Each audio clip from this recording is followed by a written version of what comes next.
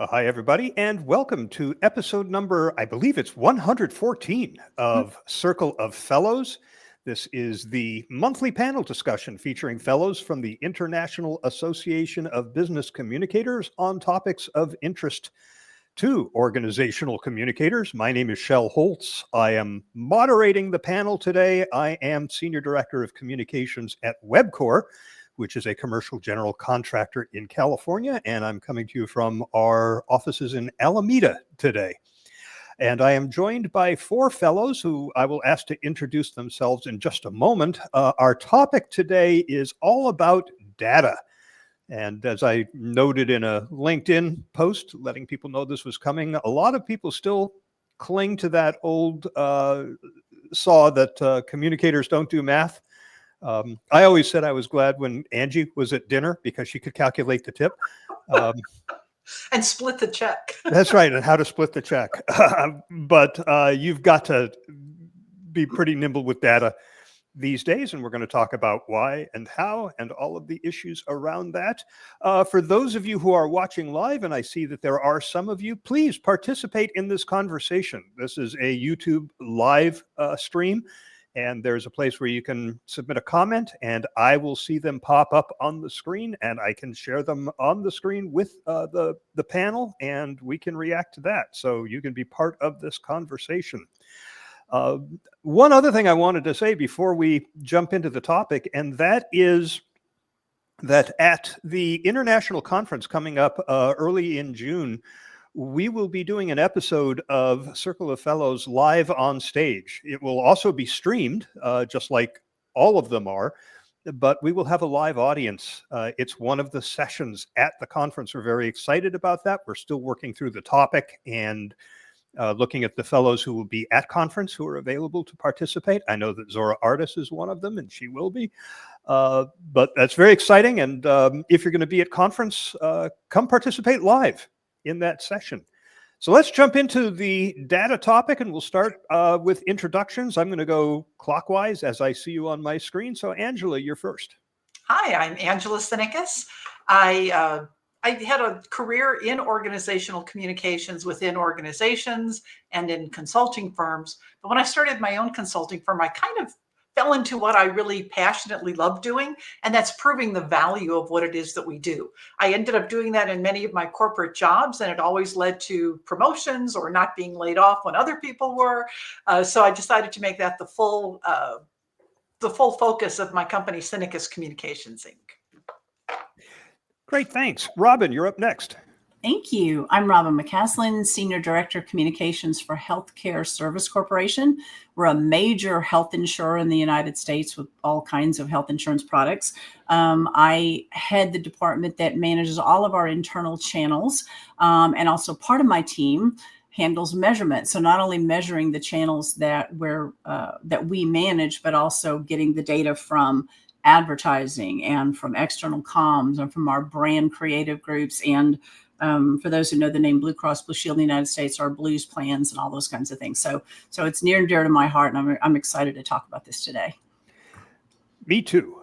Looking forward to it. Adrian, you're next. Excellent. Well, I'm Adrian Cropley, and I'm in Melbourne, Australia. I am the co-founder for the Centre for Strategic Communication Excellence, which is a global training and development organization and membership organization. I'm really passionate about this area of data, and certainly like Angela, I used an awful lot of it in my corporate days to get ahead and get at the table for those conversations that are all important. But I have to say I got completely hooked on measurement and data when I connected with Angela, because she was my go-to person very, very early in the day. So it's great to be talking on this panel with such a great group. Great to have you with us, Adrian, and it's, appreciate your making the time at whatever time it is there in Australia. It's early. Okay, early. So you're talking to us from the future. How's the stock market doing? I should take advantage of that. Letty, you're up next. And you're muted, Letty. Okay. Hi, everybody. I'm Leticia Narvaez. I'm based in Mexico City. And I've been working in communications for more than 30 years in different kind of companies, pharma companies and banking also. And for the last 12 years, I have had my own consulting firm on business communication, media crisis management, a lot of media and social responsibility, ESG. And I've been doing a lot of training on communication lately, as well as I'm teaching in one of the main universities in Mexico, the Pan American University, at the Master of Communication also. And I'm very glad to be here with all of you. Very good to see you, Letty. So let's jump into this issue of data. And I think there are a number of ways that we can look at this. I think one way to say there are two ways to come at data. First is analytics, research, using data to inform our communications. But then the other is using data to tell our stories.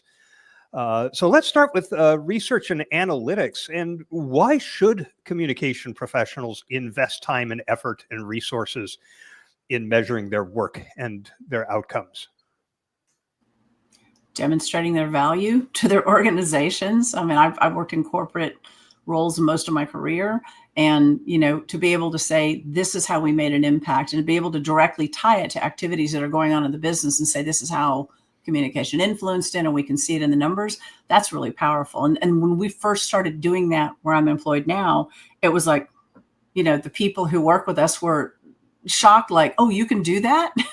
And it was after that, it was like no good deed goes unpunished, because once you do it, they're like, well, what else can you show us? But it really is great because it also helps the communication consultants in our business who work directly with our senior leaders on their town halls and their speaking opportunities. They can use that data to help inform the leader on what's the best approach for whatever's next, or say, this is why I think this approach wasn't as effective, and here's what I recommend for the future. So it helps reinforce their role as trusted advisors and makes the senior leader look at them and like, okay, this person knows their stuff, and I can trust when they make a recommendation that this is the direction that we should go.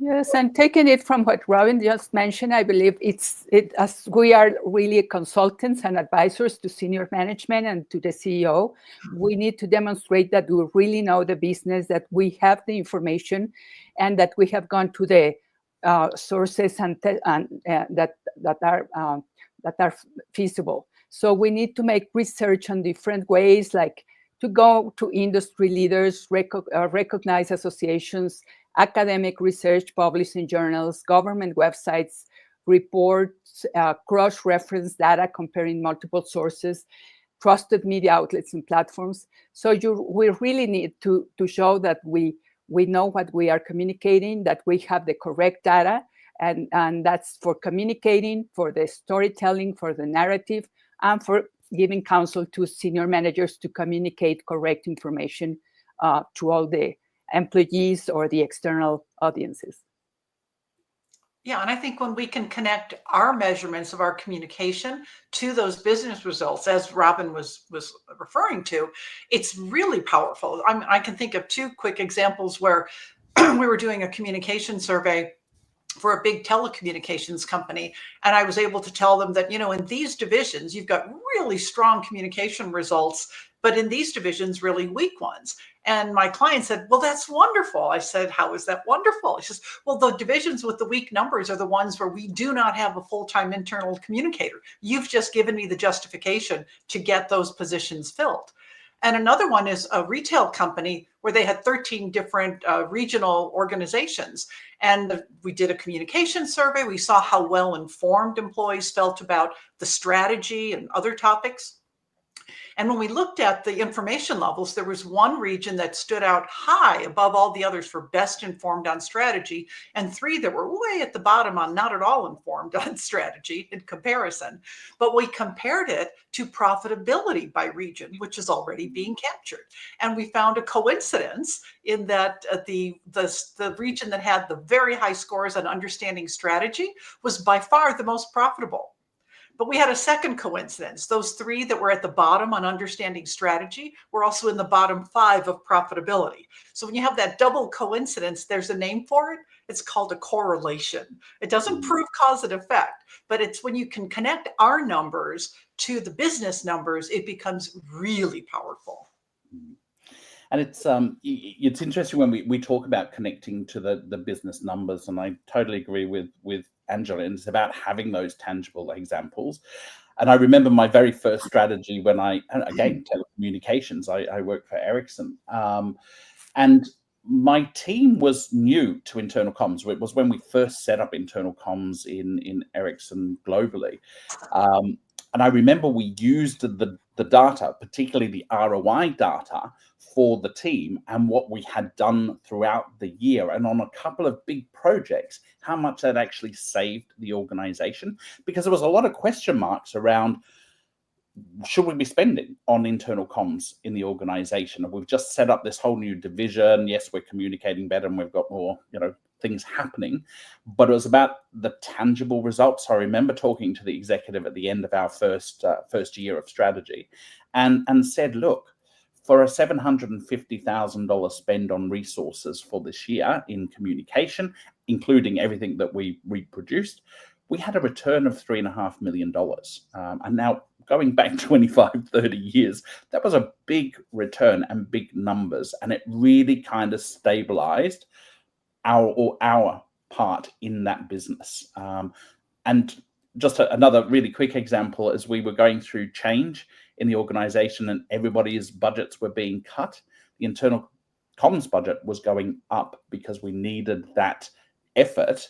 And what I did is a whole lot of research around what we needed at the time to inform the executive of what efforts we needed to put in place. And then I gave them the return at the end of the day. So I was really pleased. My budget was going up and everybody else's was going down. I had a similar experience where I was a VP of communication and my CEO asked me to confidentially draft up the departure announcements of the vice president of strategy and the vice president of training and development, because during a recession, we just couldn't afford them. And I said, Michael, should I go ahead and draft up my own to save you some time? Because, of course, you're going to let go of communication in a recession.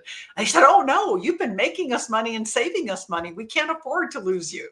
So that's the feeling that you can engender among the executives when you're showing them that worth. Well, I think one of the issues that we face in analyzing data in order to send these reports and this information to leadership in organizations is measuring the right stuff. And experience tells me that a lot of communicators aren't. They're measuring open rates on emails and clicks on articles and social media and things that frankly aren't keeping the leaders of the company awake at night. And I wonder what your view is on what we should be measuring. What kind of numbers should we be looking at? One of the things for me is I always look at what is the thing that is going to produce outcome for the organization. So linked to the business measures. So focus on those things that are high value. That I always say that if it's easy to measure, it's probably not as valuable, because it's easy to measure clicks and engagements online. You've got to answer the question of the so what. It's fantastic to see all the numbers, and I love to see great graphs of how much traffic we're getting, but it's what is it driving at the end of the day? So if I'm going to put measurement effort in, it's going to be those high value return measures that we can talk to the business in real tangible terms. And it's great to see in this day and age, and we'll probably talk about this later, that it's getting easier to get that data than it ever has before, certainly in an era of AI, but I'm sure we'll pick up on that one later. Yeah, I think the wonderful thing that's happened in our profession is that for a lot of the online communications we do, data are being provided to us automatically. It's just something we didn't necessarily have to ask for. You might have to pay more to get more refined measurements. But I think with the ones that are available to us, we have to not look at some of these things that you were mentioning, Adrienne, of just open rates or click rates. But there are some numbers that are more meaningful than others, because they not only tell you that someone clicked on a link that you provided to them, but that they read the information and valued it. And those would be things like people who shared that information, or people who promote it or demote it on a scale that you have. Or even more important, there might be specific pages on your website or a link through an email to a website where you want people to literally take an action that relates to business success. And it could be something like signing up for required training online or doing the training online. So it's those kinds of links that I call action steps pages. Those are the ones we should really be tracking, because they're starting to measure really important behaviors. The other thing I would say is, so we have all the data at our fingertips. We have all the technology to pull that stuff together, but we also still go old school. So there's what HR produces, their engagement survey, but we do our own comms survey internally twice a year. And we also do focus groups like 4 times a year. And we usually pick something topical, whether it's our business plan, what people think about that, or the understanding it. And what we get, my favorite part of the open-ended comments, because sometimes the open-ended comments are, wow, and they may not have anything to do with what you actually asked about, but you also get some really good nuggets in there. And usually you'll see a thread. So if there's something is not performing the way we expect, or employees are not taking action in the way you expect, you can see in the thread of the comments, you're like, there it is. And you'll find something you can extract. And then when you look at that combined with data, then you can give the insight to whoever you're sharing that information with and say, this is what is going on at the organization this time. And this is why we think, based on what we're seeing in the data, that this is happening. And then when you go back and correct that, or come up with another way to address whatever it is you're trying to address, you've done that on the basis of what you have in the data and what employees are actually telling you. And then you can see the results change and they improve over time. So we're a big fan of old school. We do that as part of a well-rounded program, because I think that overall that gives you better insight, and then you can make better decisions. I think the thing you get from surveys, you can't focus groups, but you can't get it quantified without a survey. And that's, are you improving people's knowledge about key topics? Are you changing their attitudes to be more supportive of the behaviors you want them to take? So you can't get into people's heads unless you ask them questions, either in a survey for quantifiable purposes or focus groups, interviews more qualitatively. Yes. There was an example also that when I worked for one of these pharma companies, there was human resources deployed this employee survey on how was the climate, and the line of pride came very, very low, and we were surprised because we were doing a lot of things so the people could really feel proud of what belonging to the company. So for a year, so we identified that maybe we were not communicating correctly and a targeted way what the company was doing in different areas, what we were doing towards the community and different areas in which we were working. And so we started communicating that with testimonials and different ways, interviews.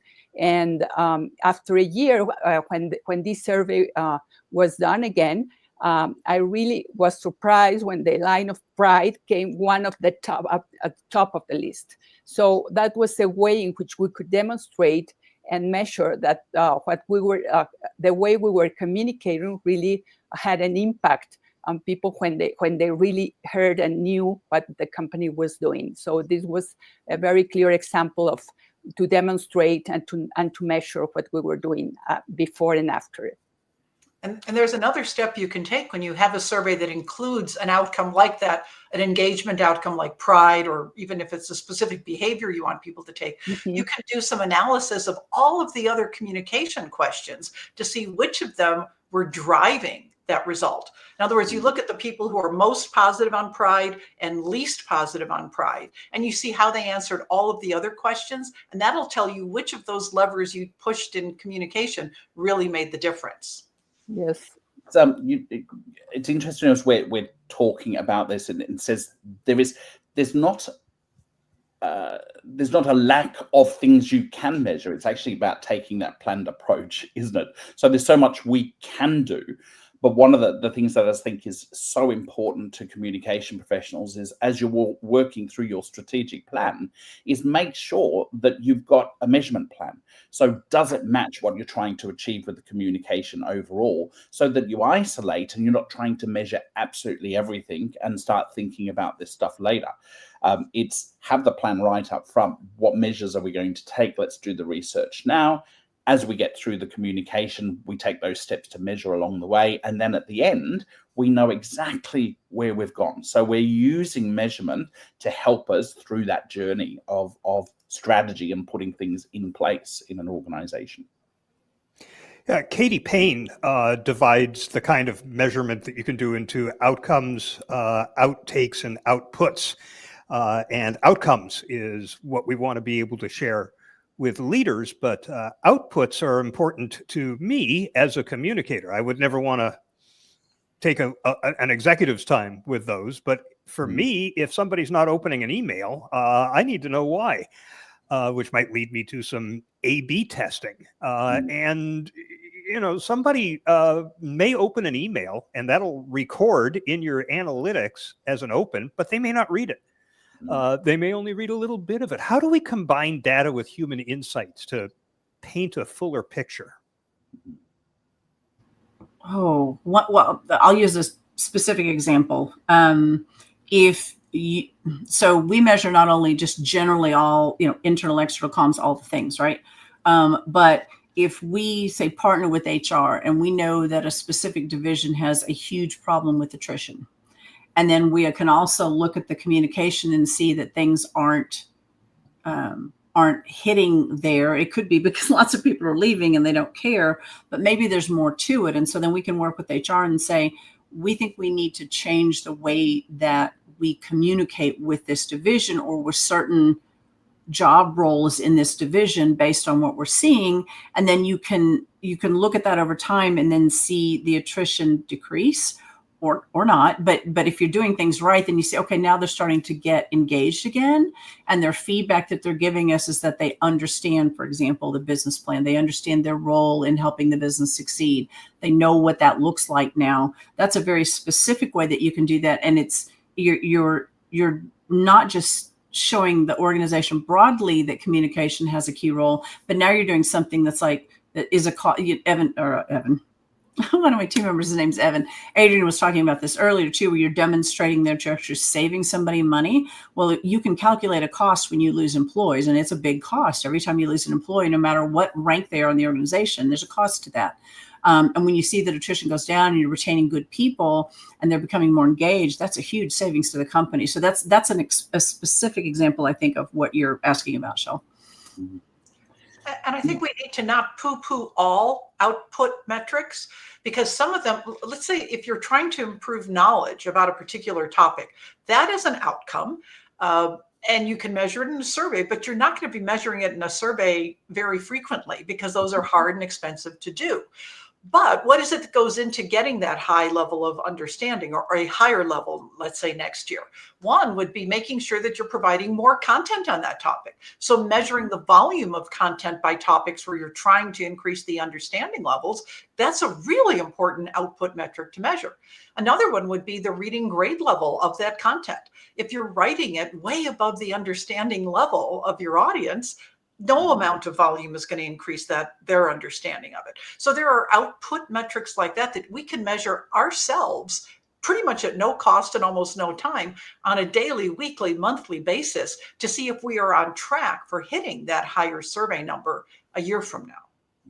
And I always found with in my organization, we would have basically the car analogy. And so for the team that's working on communication, we had the dashboard. We knew how the motor was running. We had all of the metrics that says how are these channels performing, how are people engaging with it. And we had all of that housekeeping stuff. And Shel, when you raised this issue, I went, it's really important to distinguish what we use internally for our own use and then what we use externally. So as we look at the performance of the car or the engine, it's getting us down the road in terms of the business. So we're driving to that destination. What do I need to give to the organization so that they know the journey that we are going on with communication? But we use all of this data behind the scenes to drive what we're doing within the team. And I think that's where we create our efficiencies. So data is absolutely everything to the stuff that we do. For communication professionals, we have to have that data in the back end going, how are we going? How are we performing? What do we need to change? And then how that translates into the business and the journey that we're taking the business on. I do want to share, we have a comment. I'm reasonably sure we can't answer this. It's from Brian Kilgore in Toronto. How does IABC's internal member communication relate to member retention? External communication relate to member growth? And this is information I think you would either need to be on staff or on the International Executive Board to have, and none of us are, have been, but not currently, and probably not in a while. But it does raise an interesting I'd love to see question. the metrics at the moment, Shell. But it does raise an interesting question about how you think about what to measure in an organization. And, you know, for the people who are running IABC, is this the type of thing that they should be measuring? Is it something that would be top of mind, or do you kind of have to dig down a little to say, hey, we ought to be looking at the correlations that might exist or might not exist here? The short answer is yes, absolutely. It's an organization and a business. And it's really hard to jump into this without getting a little bit kind of opinionated for those of us that have been around for a while. Because when you look at member numbers now, but it's what are you focused on? Are we in tune? And this is where we look at research versus the data. Are we completely understanding what the members want from an association? Then what are the measures that we're putting in place? Is it about retention? Is it about growth? Is it about, you know, the newest or the latest strategy and where we're going as an organization? So for any organization, and IABC is no different, we need to say, well, what's the strategy? Where are we going? And what are those measures that we need to put in place? Yes, absolutely best answered by the staff and the executive of now. So that's the challenge. If you're not asking the question, ask it. Yes, and also I believe that in order to align the data with business, we need to align it with business objectives and company goals. So for that, we need first to understand the business objectives of the company, then to collect and analyze relevant data, because once the goals are clear, then we can collect and analyze this data that is relevant to those objectives. No, for example, if the goal is to increase sales, it's important to gather data on customer behavior, buying trends, past sales data, etc. Identify key performance indicators. Data-driven decision-making also would be important. And then continuous monitoring and adjustment. So it's crucial to constantly monitor how data is contributing to business objectives, make adjustments as needed, as market conditions, industry trends, and other factors may change. So data alignment needs to be flexible and dynamic.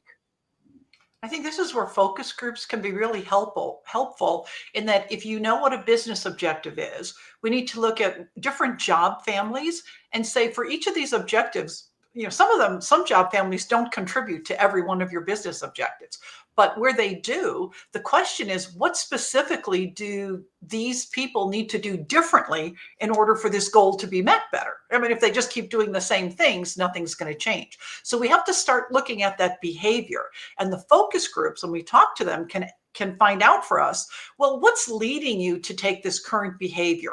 What knowledge tells you that this is the right behavior to take? What attitudes, what opinions are supporting you and saying this is the way you think you should be doing it? And then the next part of it is, well, if we want you to work this other way instead, like sell in a different way or do safety in a different way, what would it take to get you to do that? What information would you need to have in terms of knowledge?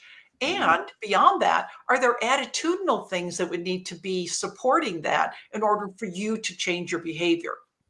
So those focus groups can tell us the right messaging that we need to be putting in place and then measuring to see if it's getting through and changing those behaviors. Can I just say thank you, Brian, for being the second person to like the video today? And let's just do a call out. If you'd like to like the video, we can get those measures in place. And there's not just 2 people that like today's session.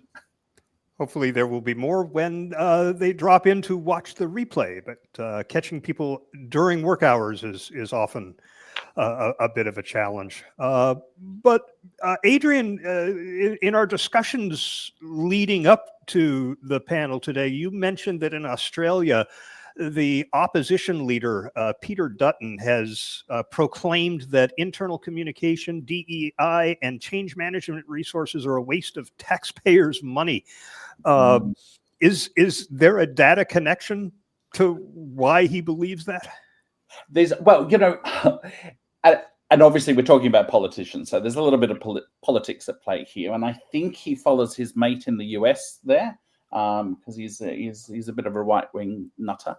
But it is that throwaway comment. But what it did is it hit really hard, because he came in and basically says we're going to cull all of these resources in government because they just don't add any value.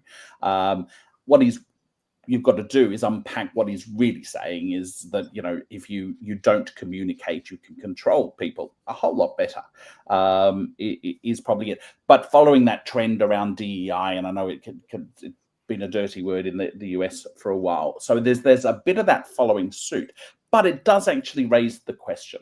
It is, are we as communication professionals actually showing our value? Are we demonstrating that it's a function that you can't just get rid of because it's going to have this big impact on the overall business? And so for government and organizations, communication is absolutely everything. Because if anybody, I'm sure it's the same right across the world, when you're interacting with government processes and systems, they're not the easiest to navigate. So it's probably we need more communication than less. But I think it really has given us here that little bit of a wake-up call, because we can pass it off as political, commentary and following suit because it's a popular move. But we've got to ask ourselves a very clear question: is can we justify when somebody comes in and says we're going to remove all the communication, DEI, and change management resources? And I think that's a question we really have to take on as a profession globally, because when you see those comments, you can't just, blindly go, well, okay, yeah, we can get rid of them. I mean, it happened in New Zealand, where they cut back an awful lot of government communication resources, and then they ended up with all sorts of issues and having to put them in different ways and different roles. It's a little bit like HR. When they cut back the HR resources, they pop up in an organization called something else.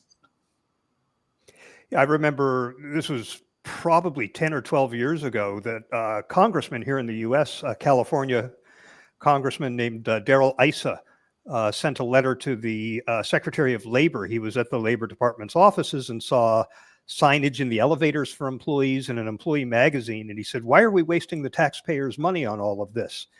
And the first thing I thought was, if they had the data on turnover, and they knew what it cost to replace an employee at the Department of Labor, you could say that communication, here's data that we have from industry sources that shows that communication has an impact on retention. We're spending this much on communication. If we lost just 5 employees, it would cost more than that to replace them. Yeah. That's why we do this. I don't know that they had that kind of response, but it sounds like a very similar issue.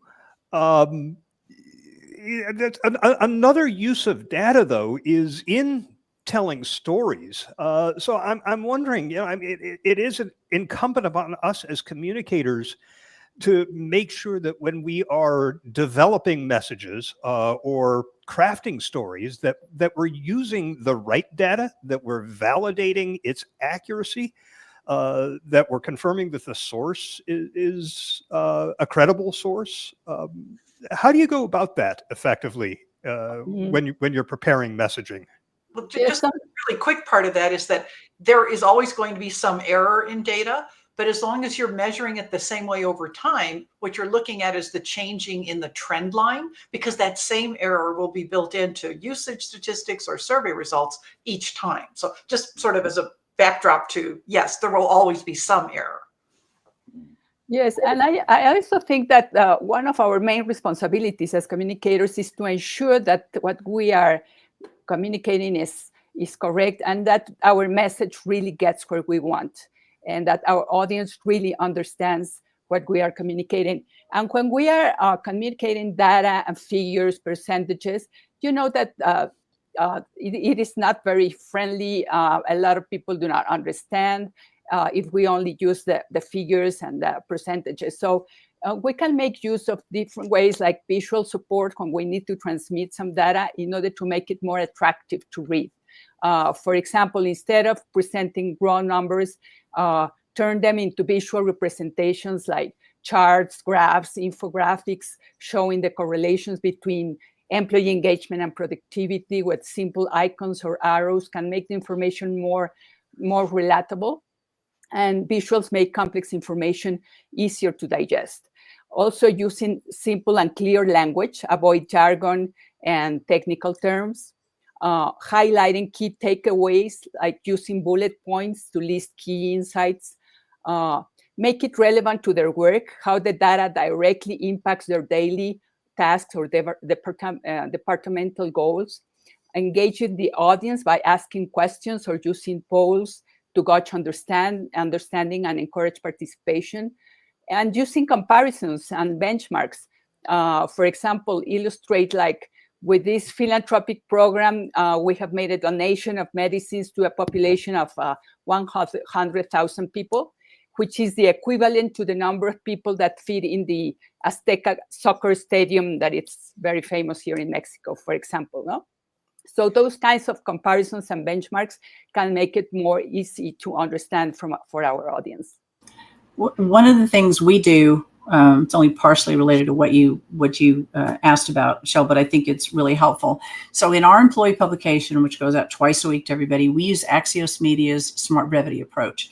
So if you're not familiar with Axios Media, I'll go look it up because it's pretty cool. And their smart brevity approach, I liken it to like if you ever worked in the media relations side, news releases, where you're going to put the most important things first down to the least, because if somebody's looking at that, an editor's looking at that, if you didn't capture their attention right away, they're going to go, and they're not going to cover your story. That goes in the trash, or they hit delete. One of the things we do, because we write in smart brevity, none of our stories are longer than 250 words. And so we link to other details for the people who want the gory details. They can go get it wherever those things are. But one of the ways we draw people into the story, instead of using a generic image, something we get from Getty or Adobe or wherever we get our images, is we put a really compelling data point. If it's accurate data from the right sources and it's related to the story, we put that and make that the image. And it's just a brief whatever with the percentage or the dollar amount or whatever it is. And then we have a really compelling headline. And that draws people in, and it's actually saved you space to tell more in that short 250 words that you have.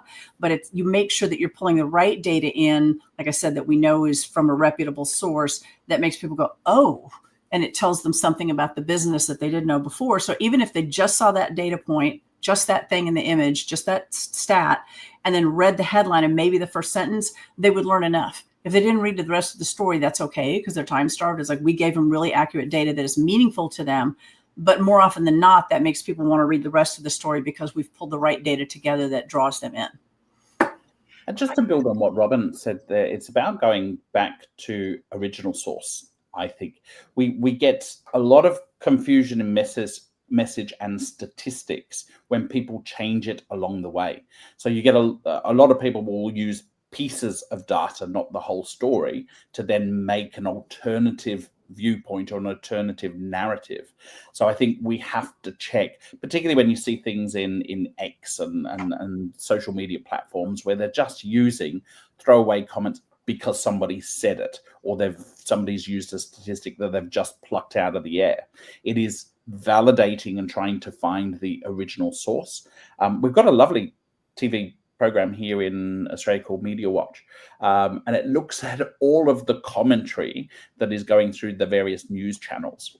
And it basically says, right, here are the news channels that run this particular stories across the Australian media. And it just basically says, if you go back to the original source, this is what it was actually saying, and these are the things that have been taken out of context or misquoted. I mean, we often know across things like our different media channels how a statistic changes. You know, one person died because of a shooting turns into a mass killing of 50 people.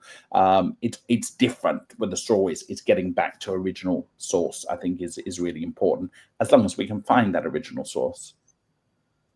I think when we're talking about telling stories with the data, sometimes for me, it's finding the stories within the data rather than just populating the stories with data. There's a whole nother aspect to this. So let's say you have some survey results. There are some techniques that anyone can use, even if you don't like math, that helps you see what the stories might be. So let's just say that you have a section of questions on your survey of how well informed your employees are on 10 topics. So the first thing I would say is use percentages, not mean scores. Statisticians love mean scores, but to the average person, a mean score is just a number. But a percentage, I mean, if you think about the percentage sign, just put a little smile underneath it. It's talking about people. As you were talking, Letty, about the number of people that fit in this stadium. So use percentages. Now, if you do a survey question, you probably have 5 response scales. Don't show the numbers for every response scale for all 10 of those questions. That's just too much information that nobody can see a story in. But I would take the net favorable. In other words, the top 2 well-informed numbers. And for each of those 10 topics, now you're down to just 10 numbers. And when you look at those, don't put it in the same order that you asked it on the survey. It's a meaningless order. Organize them from best to worst. Now you suddenly have a story, and you might say, oh, we've got 3 topics that people understand very well, 7 less so, and to the point that it's 5 times more than this worst understood topic. Another thing is using color. So if you are using favorable and unfavorable percentages, use a color like red for the unfavorable ones and either blue or green for the favorable ones, because mentally we think about that, and either white or cream color, beige for neutral. I would recommend using blue rather than green because 10% of males are red-green colorblind and they can't tell the difference. So I like to use blue for good.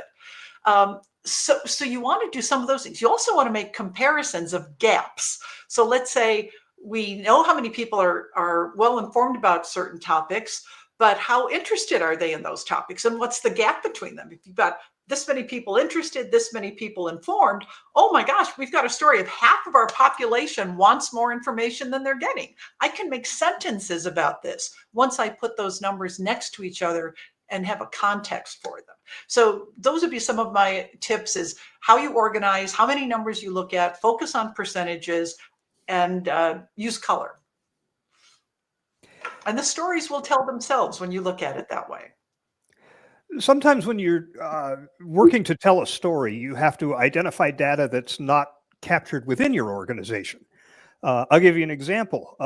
In talking about DEI, which, as Adrian mentioned, is a hot button term in the US right now. In the construction industry, where I spend most of my time, according to the Association of General Contractors, a national organization, we need to bring in 500,000 new employees this year, industry-wide in the US. Last year, we brought in 200,000, and this year's looking worse. So when we talk about DEI, we're talking about expanding the pool of where we can find qualified interns, qualified project engineers. And this means we're doing recruiting trips to historically Black colleges and universities now. It's still merit-based. You have to qualify to get that job, but we're looking in more places. In fact, I just heard on a podcast on the way in this morning that if you're not looking to increase the ranks of women in construction, you're going to fail because there just aren't enough, men out there to with engineering degrees who are interested in building as opposed to working in technology to fill these jobs that are so important. So I know where to go for that data, but for a communicator who's been handed an assignment saying, find the data to tell this story, what do you do? How do you go about identifying that?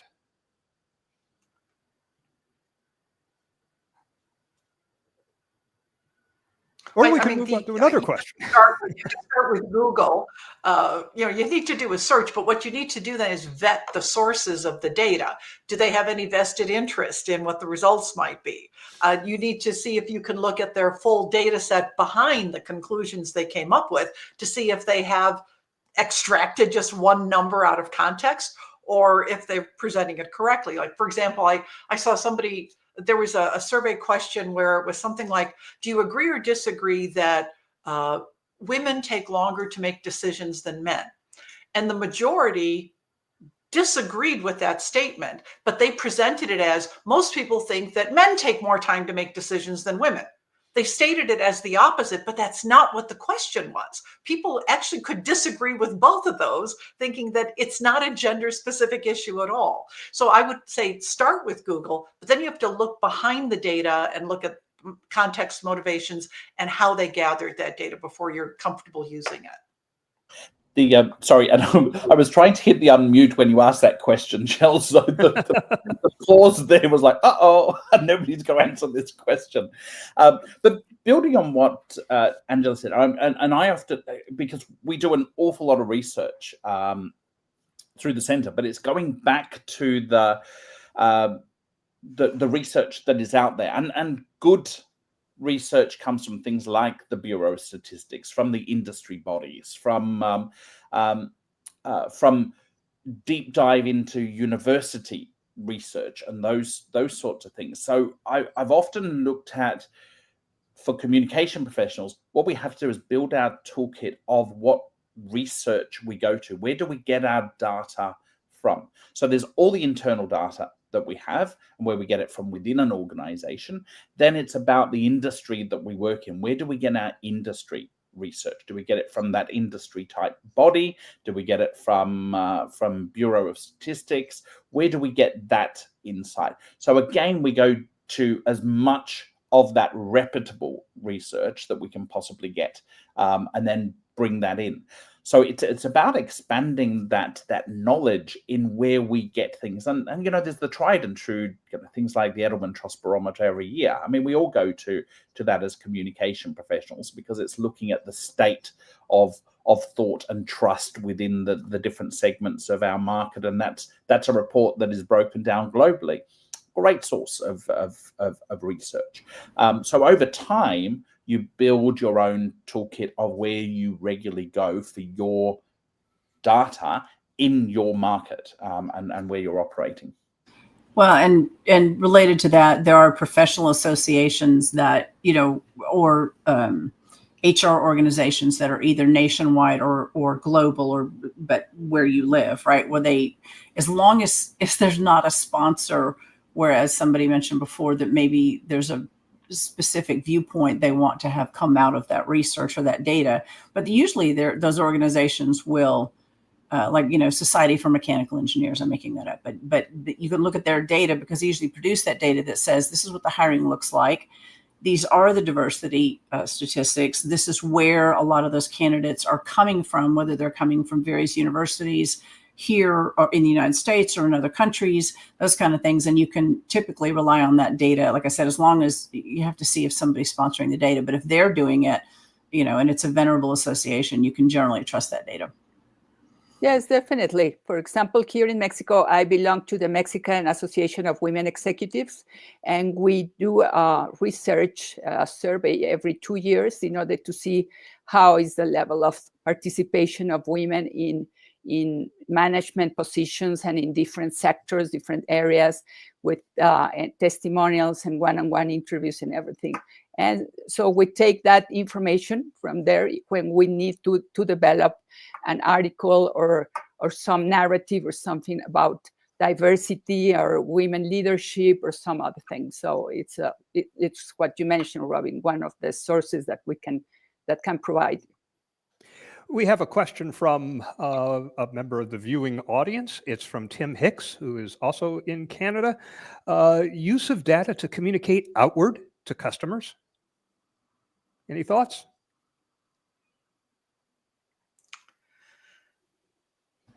Well, I'm remembering when I was back in the corporate world, we had some I won't say the industry or the company name, but we had conducted customer research, and we had found the things that we were rated higher on and things we were rated lower on.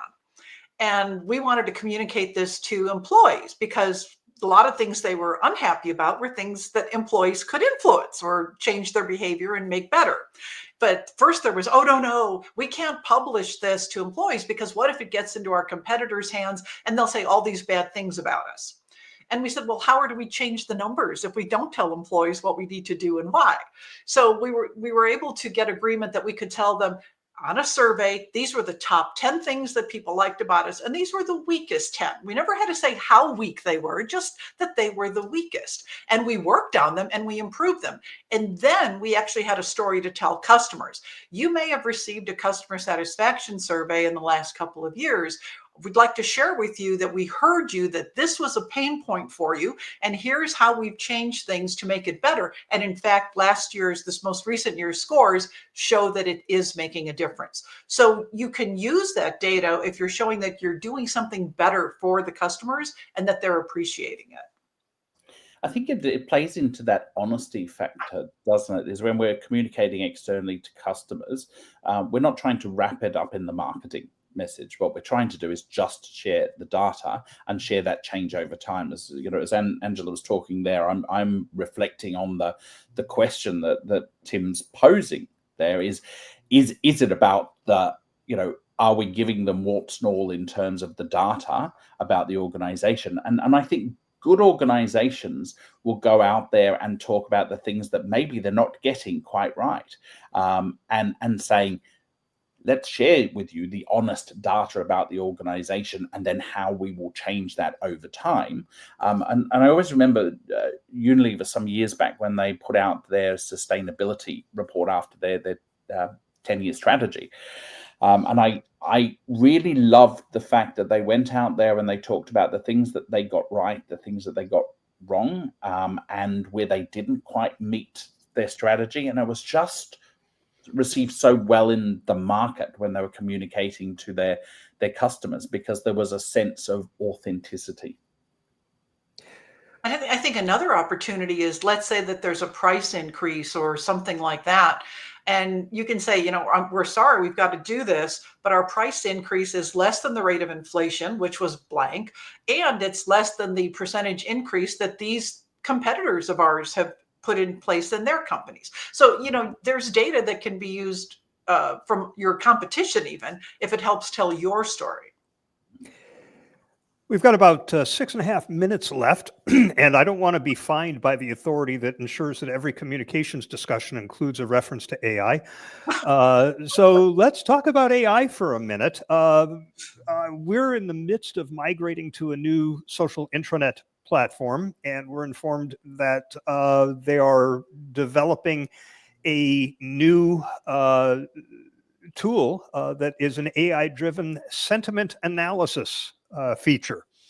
I wonder, do we need to continue to gather data the old way, the 20th century way, with surveys, given all of the analytics and data that are being generated now and can be analyzed by AI and other sophisticated tools?